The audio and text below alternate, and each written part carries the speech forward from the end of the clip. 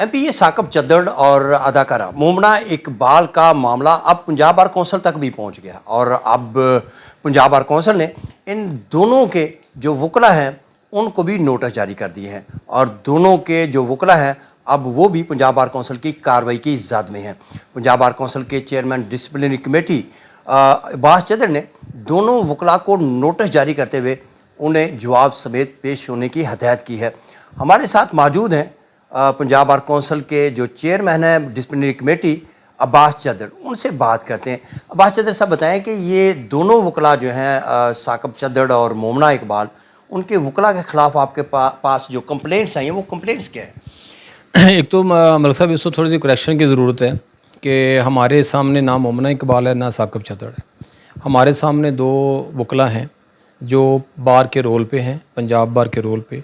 ان کے خلاف دو ڈیفرنٹ لوگوں نے کمپلینٹس دی ہیں۔ ایک میں جو رمشا اقبال ایڈوکیٹ ہیں وہ خود کمپلیننٹ ہیں، اور دوسرے میں ایک آصف ولی صاحب ہیں جو کمپلیننٹ ہیں، اور انہوں نے ہمارے دو وکلا جو کہ ہمارے رول پہ ہیں، ایک رمشا رسپونڈنٹ ہے ایک میں، اور ایک میں میاں علی اشفاق رسپونڈنٹ ہے۔ اس حوالے سے دو کمپلینٹس ہمیں موصول ہوئی ہیں۔ ہم نے اس کو پریما فشائی اس کو ابھی پروز کیا ہے فائل کو، اور دیر آفٹر معاملہ تو انہی کا ہے نا، ثاقب چدڑ کا اور مومنہ اقبال کا معاملہ تو انہی کا ہے نا، چاہے ان کے وکلا کے معاملہ کے ذریعے آپ کے پاس آیا جی بالکل، اور ان کے وکلا جو ان کی پیروی کیسز کی کر رہے تھے، اب دونوں خود بھی کارروائی کی زد میں ہیں۔ اب جو بھی آپ ان کے خلاف کارروائی کریں یا جو بھی اس میں ہوگا، دونوں کے خلاف شکایات کیا ہے؟ دونوں ثاقب چدڑ کے جو وکیل ہیں میاں علی اشفاق ہیں، اور جو مومنہ اقبال ہے ان کی جو بہن بھی ہیں اور وکیل بھی ہیں وہ رمشا ہیں اقبال، ان دونوں کے خلاف آپ کے پاس جو شکایات آئی ہیں وہ شکایات کیا ہیں؟ دیکھیں وہی میں عرض کروں گا کہ ڈیٹیل جو ہے نا ایلیگیشنز جو وہ سارے تو خیر ابھی آپ کو ہم نہیں بتا سکتے، لیکن بنیادی بات اتنی سمجھیں کہ انہوں نے جو الیجڈ ایلیگیشن ہیں to the extent of Rimsha Iqbal کہ انہوں نے کوئی ڈیورنگ جو لائسنس کے لینے کے بعد کا اب تک کا پیریڈ ہے، اس دوران انہوں نے کہیں پہ ایک جاب کی ہے کچھ عرصہ کے لیے in some of Australia and otherwise, اس جاب کو ڈسکلوجر نہیں کیا ہے in the Punjab bar under the rules, جو کہ ہمارے پاس رولز ریگولیشن کے مطابق اگر کوئی وکیل جو ہے کہیں پہ امپلائمنٹ میں چلا گیا ہے کسی ادروائز لائک وائز کو بزنس اس طرح کا کرنا شروع ہو گیا، تو اس نے پنجاب بار کو انٹیمیٹ کرنا ہوتا ہے کہ میں اس حوالے سے جو ہے آلریڈی کسی بزنس یا کسی ایسی ایکٹیویٹی میں انگیجڈ ہوں جو کہ پروہیبٹڈ ہے۔ ایک تو یہ ایلیگیشن ہے، دوسرا میاں علی اشفاق کے متعلق ایک جنرل نیچر میں ایلیگیشنز ہیں کہ کوئی ان کی جو پروسیڈنگ ابھی پچھلے دنوں میں کوئی ہو رہی ہیں، اس حوالے سے جو کمپلیننٹ ہے اس نے الیج کیا ہے کہ انہوں نے کوئی ایسی لینگویج استعمال کی ہے، ایسی ایکوزیشنز کی ہے جو کہ مس کنڈکٹ کے زمرے میں آتا ہے، اور ایک ایز این ایتھیکلی ایک وکیل جو ہے اس کو ایسے الفاظ اور اس طرح کی پروسیڈنگ میں اس طرح کی باتیں جو نہیں کرنی چاہیے جس سے وہ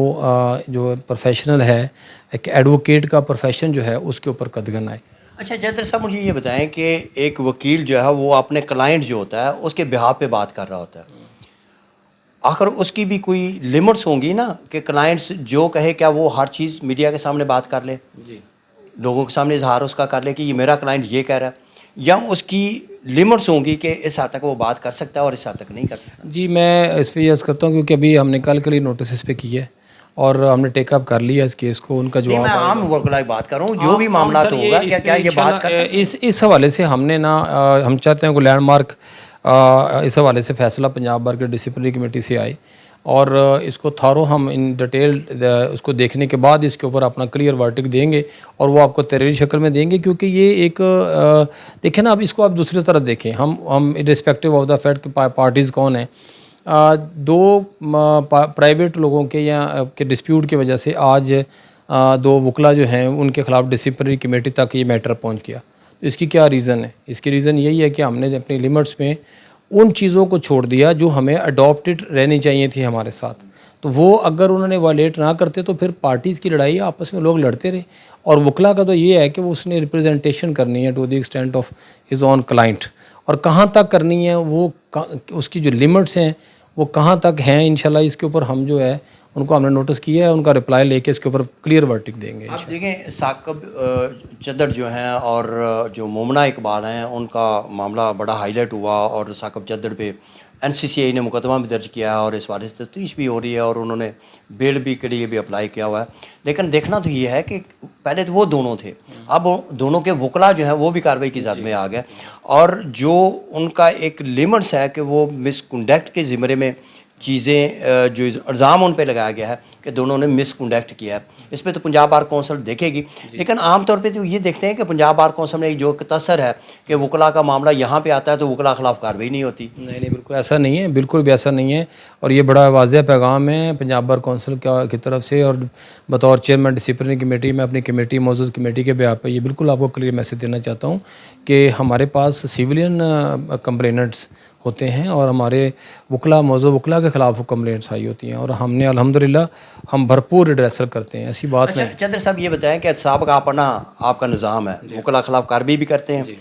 अगर कार्रवाई नहीं बनती तो नहीं भी करते, लाइसेंस भी मुअत्तल करते हैं। आपने अपने 2-2.5 माह में जब से आप चेयरमैन बने हैं डिसिप्लिनरी कमेटी के, कितने मोअज़्ज़ज़ वकला के लाइसेंस आपने मुअत्तल किए? देखें, जो हमारे पास जो मुअत्तली का पैटर्न मैं आपको बता दूं वो 2 तरह होता है कि एक बहुत क्रॉस मिसकंडक्ट होता है और दूसरा जो है नॉन अपीयरेंस होता है। नॉन अपीयरेंस और इस ग्रॉस मिसकंडक्ट के ऊपर जो प्रीमा फेशी हमें सर्टेन हो जाता है उसके ऊपर अब तक हमने कोई लगभग 45 के लगभग जो वकला के लाइसेंस सस्पेंड किए थे, जिसमें से कोई 25 हमने ड्यू टू अपीयरेंस और उनकी दोबारा से हमारी प्रोसीडिंग में वापस आने की वजह से रिस्टोर किया और बाकी लोगों के अभी तक सस्पेंड है।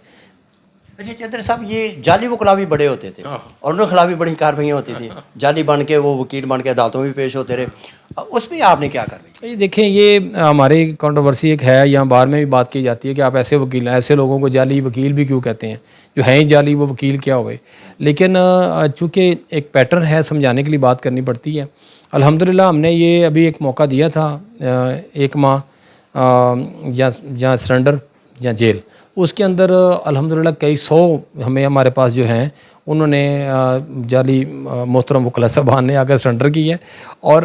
ये अब आपको आने वाले वक्त के अंदर इसमें बहुत बड़ी हद तक अब वो कमी नज़र आ जाएगी। अच्छा, जिनके खिलाफ कार्रवाई होती है वो भी मोअज़्ज़ज़ वकला होते हैं? हाँ, मैंने इसी मजाक से कही है बात कि मोअज़्ज़ज़ जाली वकला आए, मेहरबानी करें और अपना और को काम कर लें। देखें, यहाँ आप पढ़ लें, आप जाएँ डिग्री लें, कैट करें, इक्वली हमारे अदरवाइज़ बच्चों के बराबर अगर आपने बैठना है आके, तो ये तो आपको हम राइट दे रहे हैं, लेकिन ये आपका हक नहीं है कि आप एक ऐसे बच्चे के बराबर बैठ जाएं जिसके माँ बाप ने बड़ी मुश्किल से उसको पढ़ा के वकील बनाया है और आप कहीं से कुछ ला के डिग्री ला के तो इक्वल यहाँ से राइट टू वोट भी लें या प्रोसीड भी कर रहे हो और दूसरा का रिजक भी आप ले रहे हो। तो इसके ऊपर भरपूर एग्जेक्टिव साइड पे काम हो रहा है हमारी पंजाब बार में और आप देखिएगा इंशाल्लाह आने वाले वक्त के अंदर जो हमने रूल्स के अंदर अमेंडमेंट्स कर रहे हैं, ये अब बहुत हद तक नामुमकिन हो जाएगा कि कोई भी जो ना अनऑथराइज पर्सन जो है वो किसी तरह से भी कोई लाइसेंस लेने में कामयाब हो सके। देखते हैं कि जो साकब चद्दड़ और मोमना इकबाल का जो मामला है और उनके वकला का जो मामला है, जो कि दोनों इस वक्त पंजाब बार कौंसिल की कार्रवाई की ज़द में हैं, उनके खिलाफ कार्रवाई होती है या नहीं होती, ये तो आने वाला वक्त ही बताएगा। और उनके खिलाफ जो दोनों को नोटिस हुए उसके बाद उनका मौक़िफ़ आएगा, दोनों को सुना जाएगा और उसके बाद उनके खिलाफ कार्रवाई का हतमी फ़ैसला किया जाएगा कि कार्रवाई होती है या इसमें जो भी आर्डर्स होगा उस हवाले से पंजाब बार कौंसिल जो है इसमें तहरीरी आर्डर्स पास करेगी।